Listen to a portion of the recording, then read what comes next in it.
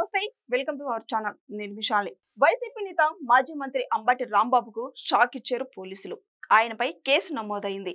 బుధవారం గుంటూరులో వైసీపీ ఆధ్వర్యంలో నిర్వహించిన వెన్నుపోటు దినం కార్యక్రమంలో పోలీసులను రాంబాబు బెదిరించారు.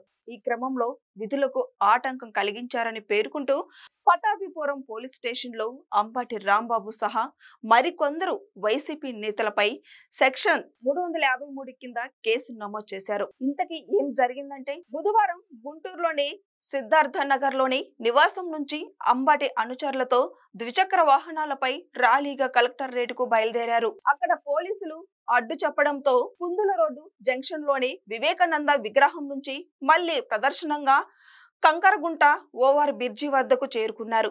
అక్కడ పోలీసులు అడ్డుకున్నారు. పట్టాభిపురం సిఐ గంగా వెంకటేశ్వర్లు ర్యాలీగా అనుమతి లేదని, ఓవర్ బ్రిడ్జి మీదకు ఒకేసారి ఇంత మందిని వెళ్లనిచ్చేది లేదని స్పష్టం చేశారు. తనని ఎలా పోనివ్వరో చూస్తానంటూ పోలీసులతో వాగ్వాదానికి దిగారు.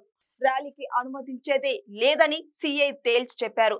సహనం కోల్పోయిన అంబటి రాంబాబు ఏం చేస్తావు అంటూ అభ్యంతరకరంగా మాట్లాడడంతో మర్యాదగా మాట్లాడండి, నోరు అదుపులో పెట్టుకోండి అని సిఐ సైతం ఘాటుగా బదిలిచ్చారు. దీంతో అంబటి రాంబాబు పళ్ళు కొరుకుతూ నాలుక మడత పెట్టి సిఐపై ఆగ్రహం వ్యక్తం చేశారు. పళ్ళు కొరుకుతున్నారంటే మీ బెదిరింపులకు భయపడి ఎవరెవరు ఇక్కడ లేరని సిఐ స్పష్టం చేశారు. పోలీసులు అనుమతి ఇవ్వకపోవడంతో అంబటి రాంబాబు నడుచుకుంటూ వెళ్లారు. ఆ తర్వాత ఒక్కో వాహనాన్ని పోలీసులు అనుమతించారు.